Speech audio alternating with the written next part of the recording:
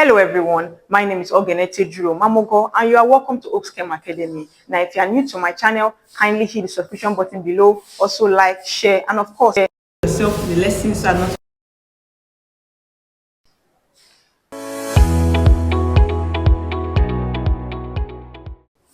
Welcome back. So in today's lesson, we're going to be learning a very important topic titled gas laws, subtopic Child's law calculations. In our previous class, we were introduced to gas laws where we learned how to calculate solvings or questions under Boyle's law. So I'm going to be proceeding from there. If you are yet to check out that video, kindly check it out on my channel. It is titled Calculations under Boyle's law. So but that said, we're going to be learning how to solve calculations under Charles' law. So first things first, we're going to be defining what Charles' law is. What is Charles' law? Now, if you remember clearly in our previous video, we said that Boyle's law states that the volume of a given mass of gas is inversely proportional to its pressure, provided that temperature remains constant. So we said that Boyle's law has to do with pressure and volume. But for Charles' law states that the volume of a given mass of gas is directly proportional to its temperature, provided that pressure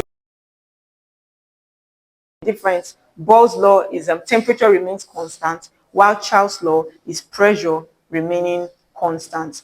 Boyle's law is inversely proportional, while Charles' law is directly proportional. So like I said, Charles' law states that the volume of a given mass of gas is directly proportional to its temperature, provided that pressure remains constant. So we have 4 questions on the board. I'm going to be taking them one by one. So the first question says, 600 milliliter of air is at 20 degrees Celsius. What is the volume at 60 degrees Celsius? So since first, like I explained in my previous video, you write out your formula. What is our formula? V1 over T1 equals to V2 over T2, where your V stands for volume and your T is what? Temperature. So now that I've written our formula, the next step is to write out your parameters, your values. Okay, so it makes things easier when you can see all your figures in one position. So V1, V2, T1, T2. Okay, so we go back to our question. The question says, now first things first, when you are given a calculation question, you want to identify what it is that you are looking for. So from the question, we are asked to calculate volume.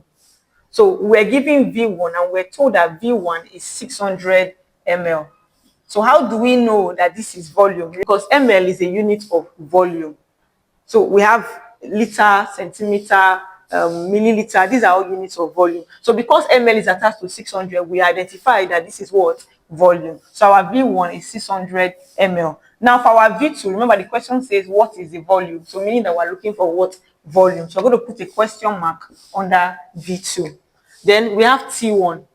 We're told that the 600 ml of air is at 20 degrees Celsius. So Celsius is a unit of temperature. Please take note, learn your units. Learn your units of pressure, learn your units of volume, and also learn your units of temperature. It will make solving gas law questions a whole lot easier for you. So our T1 is 20 degrees Celsius, okay? Our T1. And our T2 is 60 degrees Celsius. Now, take note, when you are solving gas laws, temperature must always be converted to Kelvin. So as long as it's temperature, it must be converted to what? Kelvin. How do we convert Celsius to Kelvin? By adding 273. So if you are trying to convert Celsius to Kelvin, all you need to do is add 273. So we're going to be doing that. 20 plus 273, 60 plus 273. Okay, so if we'll do that, that will give us 293 Kelvin. Okay, and then this will give us, so let me quickly use my calculator, 273 plus 60, and we have 333 degree Kelvin. So we have converted. Please take note, if you do not convert, your answer can never be correct. So don't forget your conversion. Celsius must always be converted to what? Kelvin. So now that we have converted, we can now go back to our formula. We are looking for V2. So we're going to be making V2 subject of this formula. So how do we do that? V2 is equal to, now one easy way of doing this is to take note. Mind you, we are cross multiplying. So to make sense of formula, we're going to be cross multiplying. We're looking for V2. So if you cross multiply like this, you discover that V1 T2 is longer than T1. So take note, the one attached to what you are trying to make sort of the formula goes under. So you are trying to make V2 sort of the formula was attached to V2 T1. So T1 goes under. So our formula will be V1 T2 all over T1. So please take note, the one you are trying to make formula, what is attached to it goes under. So that is the shorter one goes under, while the longer one is on top. So I think if you use this method, you can make anything subject of the formula. So now that we have written that, it's pretty straightforward from here. So we impute our values. V2, V1 is what? 600 times, is times not plus. T2 is what? 333. Please don't mistakenly use your Celsius. Remember, we've already converted to Kelvin, so we're going to be using our Kelvin value all over T1, and our T1 is 293. So if we do that calculation, 600 times 333 divided by 293, our answer is 681.9, or rather 682. So that is our answer. Mind you, we're looking for what? Volume. So since we're looking for volume, our unit must be in what? Volume. And what is the unit given in volume in the question? Milliliter. So our answer is 682 milliliter. Please take note, always use the unit given in the question. That is to say, if you were given in liters, your answer will be in liters. If you were given in centimeter cube, your answer will be in centimeter cube. Please note, units are very important when solving gas law questions. I hope you understand. So now that we have solved the first question, let's take a look at the second question. The question says, when the volume of a gas is changed from dash ml to 852 ml, the temperature will change from 315 degrees Celsius to 452 degrees Celsius. What is the starting volume? So it's a very straightforward question. Like I said, we have our formula. The first things first, you write your formula, but we're trying to minimize space. So we're going to be using the formula we wrote in question 1, which is V1 over T1 equals to V2 over T2. So once you have written down your formula, the next thing you want to do is to write out your what values. So our V1, V2, T1, T2. Okay. Now, the question said, what is the starting volume? So starting means number 1. So meaning that we are not looking for V2, we are looking for what? V1. Because the question said, what is the starting volume? So we're going to put a question mark over our V1. So we've identified what we're looking for first. So what's the next thing? V2. You go back to the question. We're given 852 milliliter. Milliliter is a unit of volume, as I earlier said. So this is our V2. So we'll put it down, 852 milliliter. Then our T1. So the first temperature we're given is 315 degrees Celsius. So we put it down, 315. And then our T2 is 452. Now, please take note, it is in Celsius. And like I said, Celsius must be converted to what? Kelvin. How do we do that? By adding 273. So it's very simple. So if we do that, 315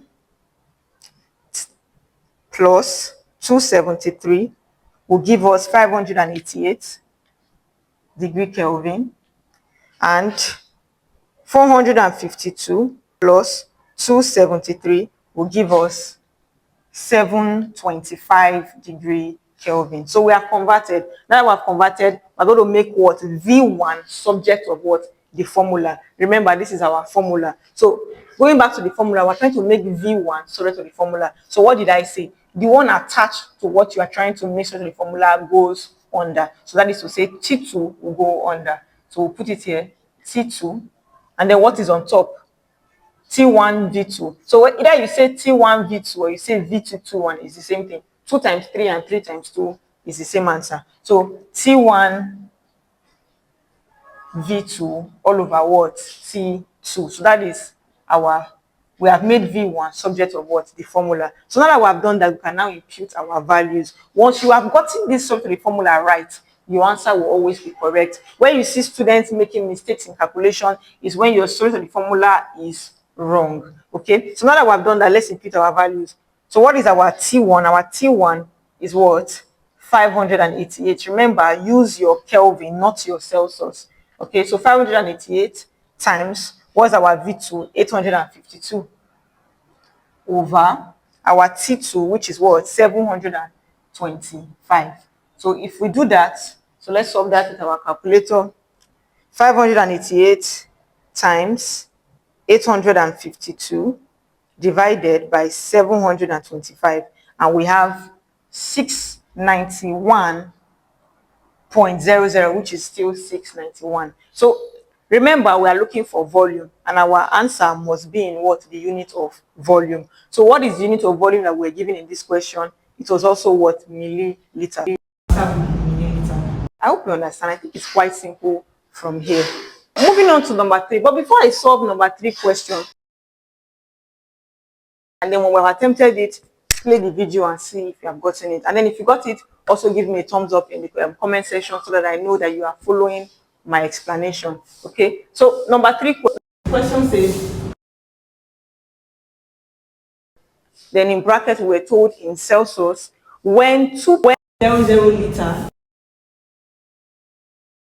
is compressed to 1.00 liters. So first things first, your formula, but we're trying to minimize space. So we're going to be using the previous formula in question 1, which is our V1 over T1 equals to V2 over what? T2. So once you have written your formula, please always write your formula when solving. Okay, so once you have written your formula, you write out your parameters.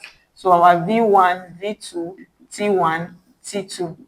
So we have to identify what we are looking for. The question says calculate what? Decrease in temperature.